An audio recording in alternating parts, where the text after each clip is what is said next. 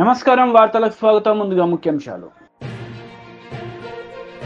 BJP leader Etela Rajender press meet, పలు అంశాలపై వివరణ.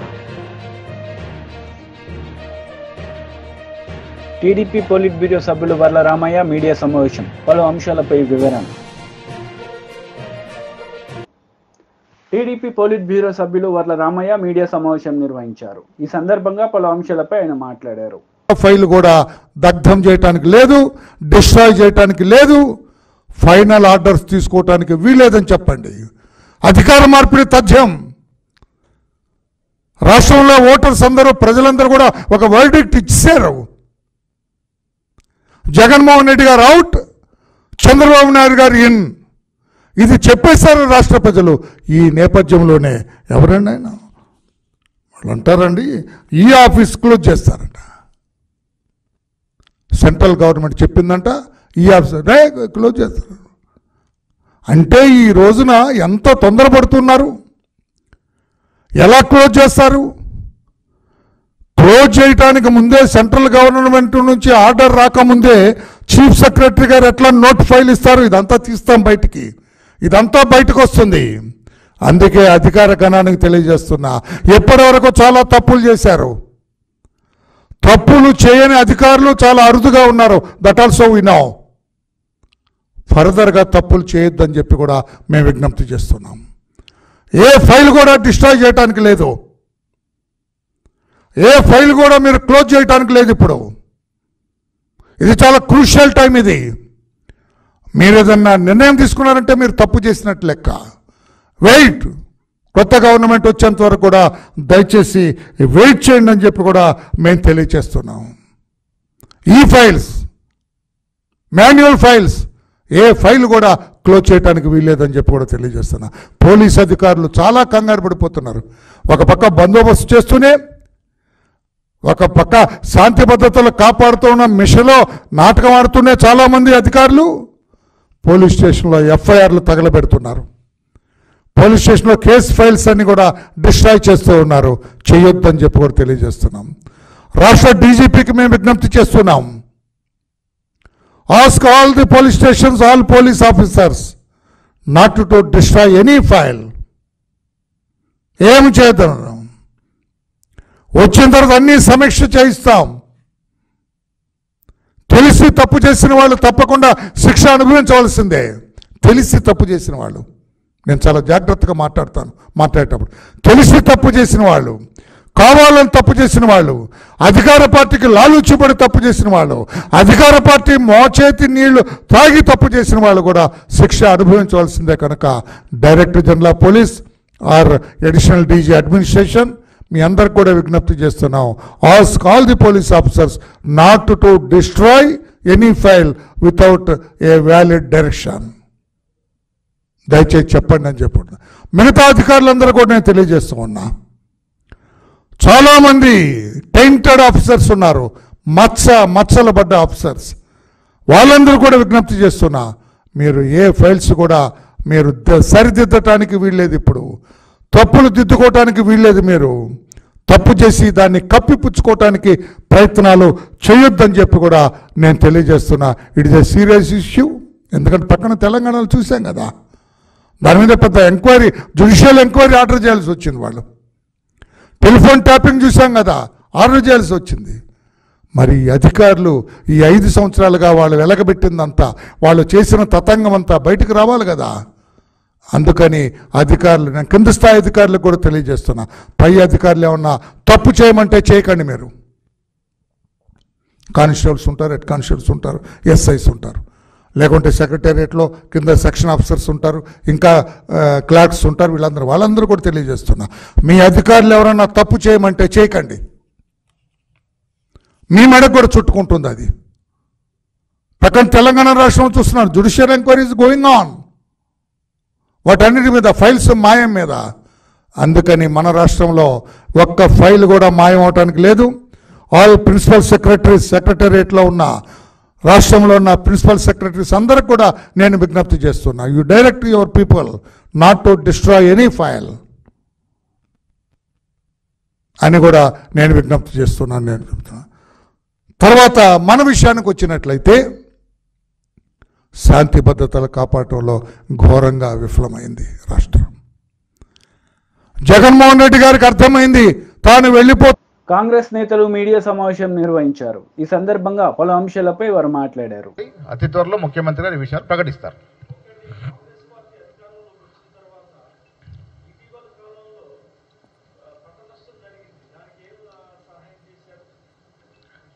పంట నష్టం జరిగిన దాని మీద కోదండ రెడ్డి గారు చాలా సీనియర్ మోస్ట్ నాయకులు అధ్యయనం చేస్తూ ఉన్నారు.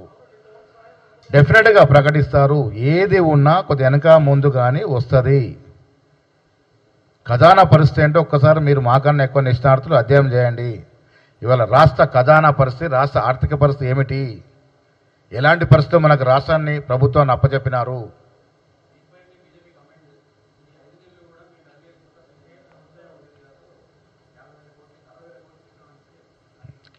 ఈనాటికి కూడా కేంద్ర ప్రభుత్వం నుంచి మనకు రావాల్సినటువంటి అంటే 10 ఏళ్ళు లెక్కేసుకుంటే బకాయిలే దాదాపు 50 లక్షల కోట్లు ఉన్నాయి. అంతేనా శ్రీపాల్ గారు? ఇఫ్ ఐఎమ్ నాట్ రాంగ్, దాదాపు 50 లక్షల కోట్లు, ఇంకా 50 లక్షల కోట్ల మేరకు కేంద్రం నుంచి రావాల్సిన సాయం ఆగిపోయి ఉన్నది. మరి మూకుమ్మడిగా ప్రభుత్వం చేసుకొని వాళ్ళిద్దరు లోపాయిక ఒప్పందం ఈయన అడగలేదు, ఆయన ఇవ్వలేదు. ప్రజల ముందుకు వచ్చి మాత్రం మీరు కొట్టినట్టు చేయండి, మేము ఏడిచినట్టు చేసినామని చేశారు.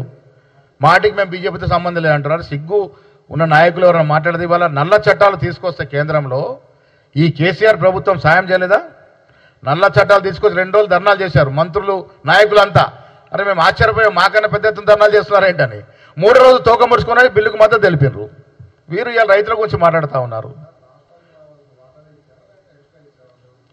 ఏమీ రాలేదు. ఇంకా కూడా ఈ రాష్ట్రానికి రావాల్సిన వాటా చాలా ఉంది. వివిధ రకాలుగా వివిధ కోర్టులో వివిధ డిపార్ట్మెంట్లో రావాల్సిన బకాయిలు చాలా ఉన్నాయి కేంద్రంలో. రేవంత్ రెడ్డి గారు మొదటే చెప్పారు, మాకు ఎన్నికలు వచ్చినప్పుడే రాజకీయాలు, కేంద్రంలో ఏ ప్రభుత్వం ఉన్నా మాకు రావాల్సిన వాటా విషయంలో బరాబర్ కొట్లాడతాం, సఖ్యతతో ఉంటాం, తెచ్చుకుంటామన్న మాట చెప్పినాడు. కేసీఆర్ లాగా ప్రధానమంత్రి రాగానే దాక్కున్నట్టు చేసి మాకు మీకేదో తీవ్రంగా వైరం ఉన్నట్టు నటించి తద్వారా ఓట్లలో లాభం పొందాలని ప్రయత్నం చేసిండు కేసీఆర్. లోపాయిక ఒప్పందం ఉన్నాడు. ఇవాళ ఎన్నికల్లో చూడండి, ఇవాళ ఈ పార్లమెంటు ఎన్నికల్లో టీఆర్ఎస్ నాయకులు మెజారిటీ చోట్ల, మెజారిటీ నాయకులు ఎమ్మెల్యేలు సైతం బీజేపీకి సపోర్ట్ చేసినారు. ఎవరి ఆదేశాల మేరకు చేసినారు? కేసీఆర్ కేటీఆర్కి తెలియకుండా వారు మద్దతు ప్రకటించినారా? కింది స్థాయిలో మాకు 12కు తగ్గకుండా సీట్లు వస్తాయని మేము ఆశిస్తూ ఉన్నాం. ప్రజల యొక్క నాడి అట్లా కనబడతా ఉంది.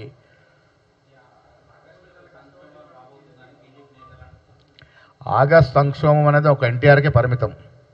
ఇంకా తర్వాత ఎప్పుడు ఆగస్ట్ సంక్షోభం రాదు కూడా ఈ రాష్ట్రంలో. ప్రజాస్వామ్యం ఈ దేశంలో ఉంది. మాకు ప్రజలు పట్టం కట్టారు, మెజారిటీ స్థానాలు ఇచ్చారు. మెజారిటీ స్థానాలు వచ్చిన కాంగ్రెస్ పార్టీని కూలదోస్తామని అధికారంలో ఉన్నటువంటి బీజేపీ నాయకులు మాట్లాడుతూ ఉంటే, అంటే వారికి ఏ పార్టీ నమ్మకం ఉంది ప్రజాస్వామ్యం మీద? ఎట్లా మాట్లాడతారు అది? కేసీఆర్ ఒక్కరితో అవద్దా? కేసీఆర్ బీజేపీతో మాట్లాడుకొని మేము కూలదోస్తాం. ఎవరండి మీరు కూలదోస్తానికి?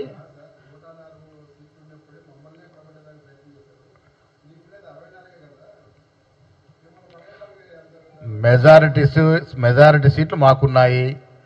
సమర్థవంతమైన పాలన రేవంత్ రెడ్డి నాయకత్వం నడుస్తూ ఉంది. దేనికోసం పడగొడతారు?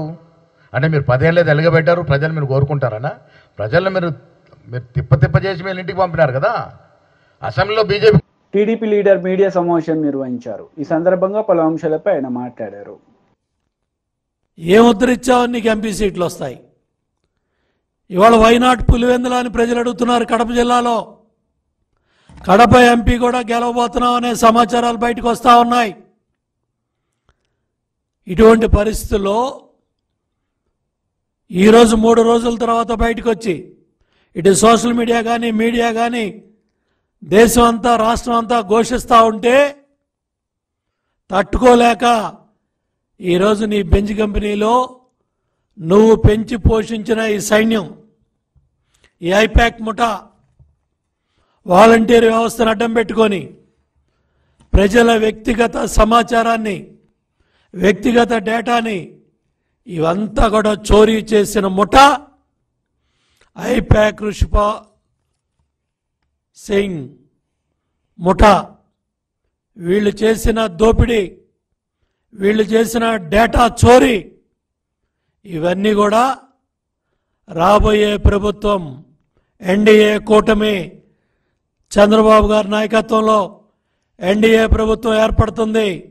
ఈ ఐపాక్ టీం ఈ డేటా చోరీ, రాష్ట్ర ప్రజల వ్యక్తిగత సమాచారం, వ్యక్తిగత భద్రతా సమాచారాన్ని వాలంటీర్ వ్యవస్థ ద్వారా చోరీ చేసి జగన్మోహన్ రెడ్డి ఐపాక్ టీంని కట్టబెట్టాడు.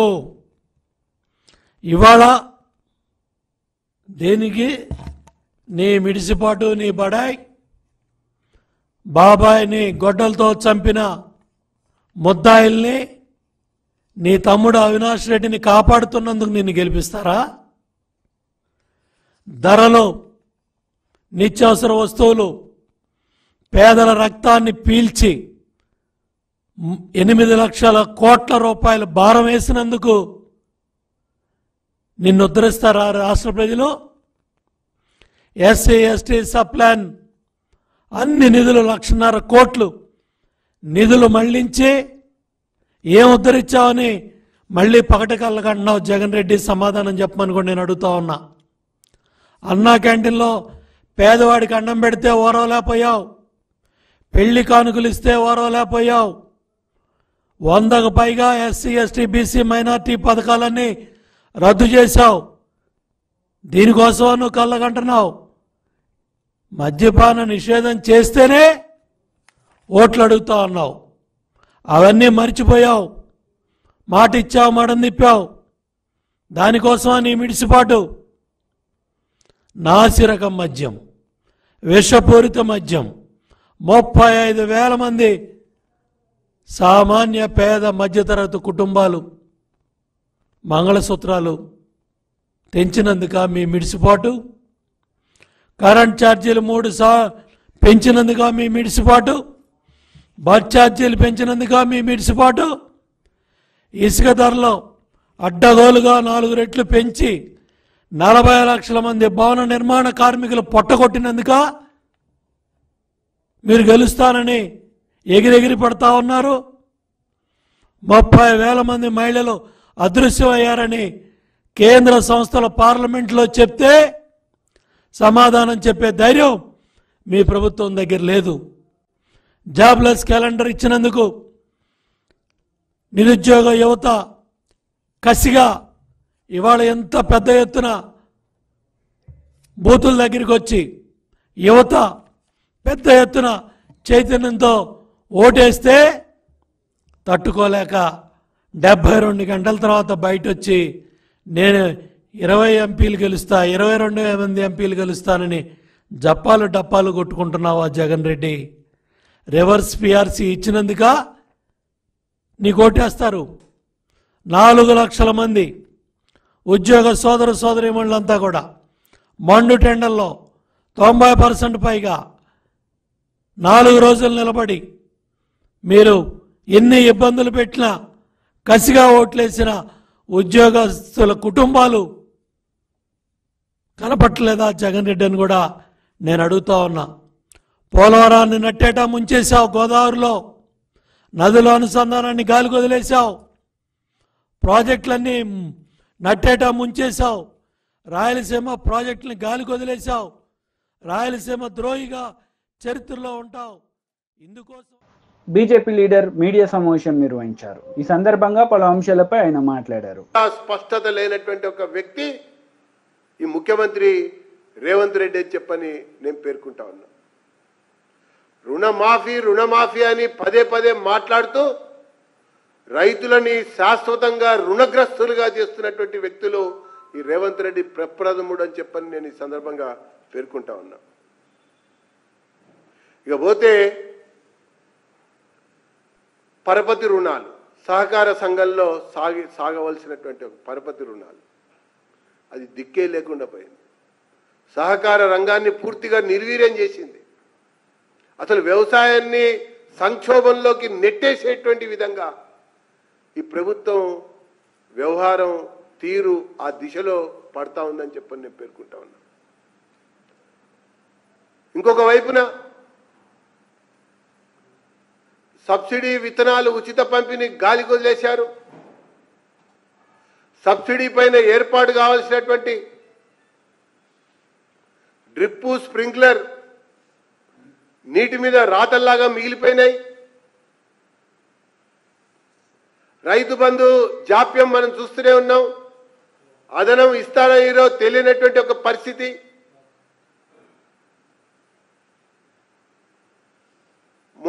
మొన్నటిగా పంట నష్టపరిహారం కూడా ఇవ్వనటువంటి ఒక వైనం.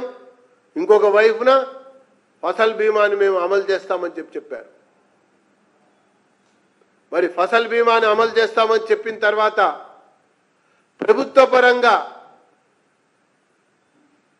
పంట విస్తీర్ణానికి మొత్తంగా వీళ్ళు ఆ ఫసల్ బీమాలో రాష్ట్ర వాటా కట్టినట్టయితే ఆ మొన్న నష్టపరిహారం అన్న ఆ రకంగా వచ్చేది.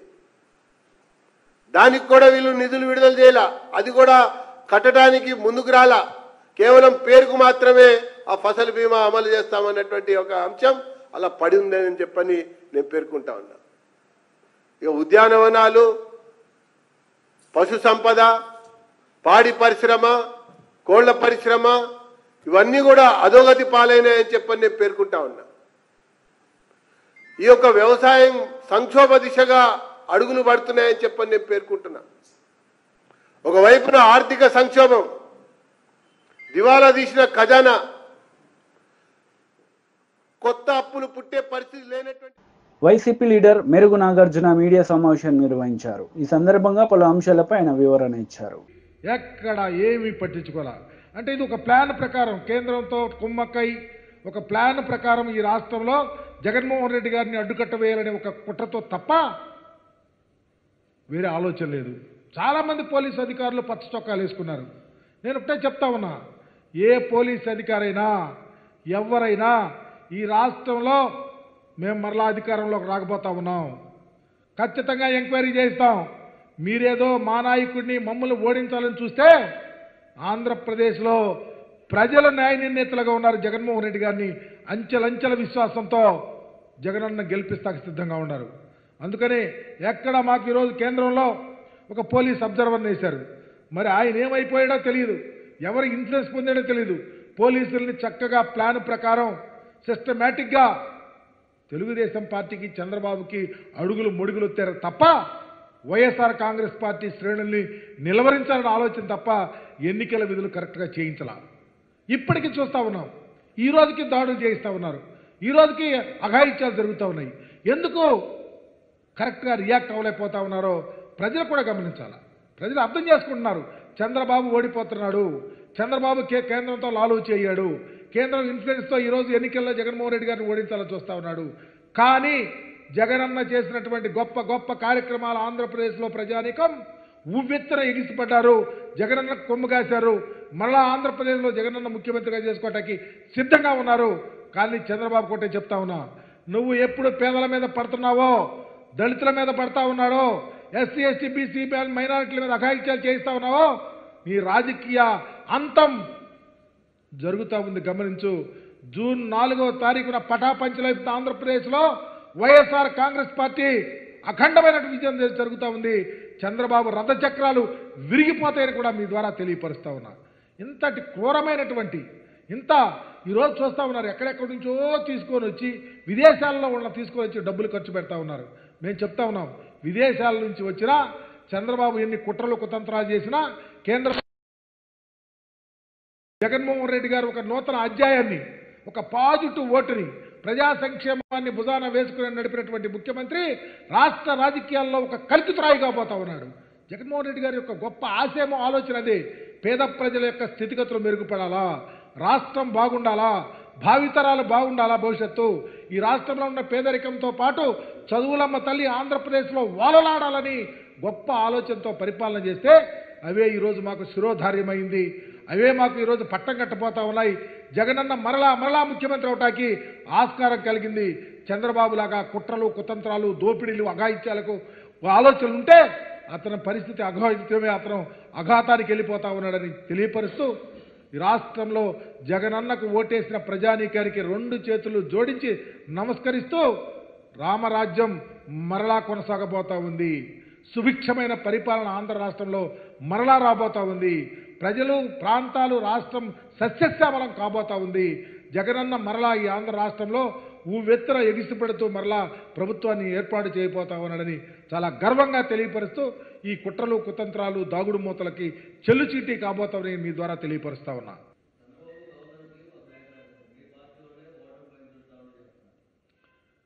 చంద్రబాబు గవర్నర్కి ఒక ఉత్తరం రాశాడు, మా పార్టీ వాళ్ళు. ఒకసారి కళ్ళు లేని కబోజులు కాదు. జనసేన లీడర్ మీడియా సమావేశం నిర్వహించారు. ఈ సందర్భంగా పలు అంశాలపై ఆయన మాట్లాడారు. ఒక మహానాయకుడు ఎగినప్పుడు మీరు ఏం చెప్పినా చేస్తారని చెప్పి ఆయన భావాన్ని యథాతథంగా అమలు చేసి చూపించిన వ్యక్తి ఆయన. తర్వాత ఆయన కూడా గత 2-3 నెలల నుంచి ఫ్యామిలీ వదిలేశారు. మధ్యలో ప్రెసిడెంట్గా పిలిస్తే వెళ్ళి మళ్ళీ వెంటనే వచ్చాను. సో ఆయన మనసా వాచాకారంగా పనిచేసిన వ్యక్తి. నా స్నేహితుడుగా కాదు, జనసేన నాయకుడిగా ఎంత కష్టపడ్డాడు నాకు తెలుసు ఇవాళ. సో నా స్నేహితుడే కాదు కానీ నిజంగా అంత కష్టపడి ప్రతి చోటుకి వెళ్ళాడు, ప్రతి వాళ్ళని కలిశారు. ప్రతి వాళ్ళు ఆవేశంలో ఆయన ఎన్నో మాట్లాడినారు, కానీ ఆవేశాన్ని అర్థం చూసుకున్నాం తప్ప తప్పుగా అనుకోలేదు. ఎందుకంటే అడిగిన వాళ్ళందరూ మంచి ఉద్దేశిస్తున్నారు కానీ వాళ్ళు ఆవేశంతో మాట్లాడారు. సో వాళ్ళందరినీ మనస్ఫూర్తిగా తీసుకొని చాలా చక్కగా తృప్తిగా ఉన్నారు ఆయన. ఇవాళ ఆయన మీ అందరికీ మనస్ఫూర్తిగా సేవ చేసినందుకు మీరు ఆయన ఒకసారి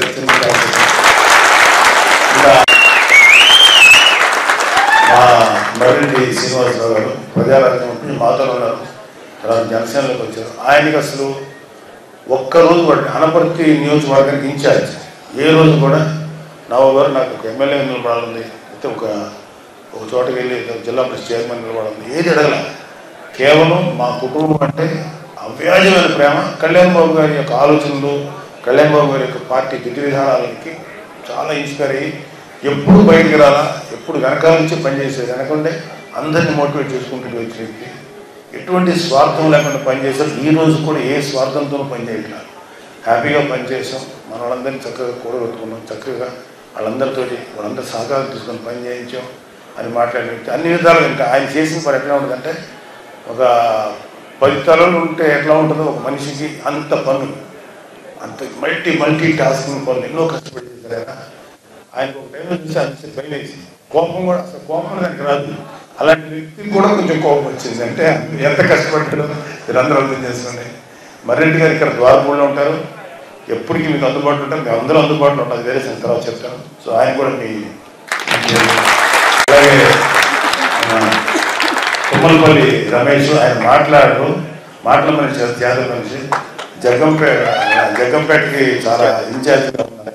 జ్యోతుల్ నెహ్రూ గారికి జనసేన తరఫున మనస్ఫూర్తిగా పనిచేసింది. ఆయనకు కూడా మీ అభినందన తెలియజేయండి. జనసేనకి ప్రజారాజ్యం పార్టీ ఎప్పుడు ఉన్నారు, తర్వాత జనసేన చక్కగా జనసేన కార్యక్రమాలు చేస్తారు. ఇక్కడ ఉన్న మానస కానీ, తర్వాత ఇక్కడ ఉన్న పెద్దవాళ్ళందరూ.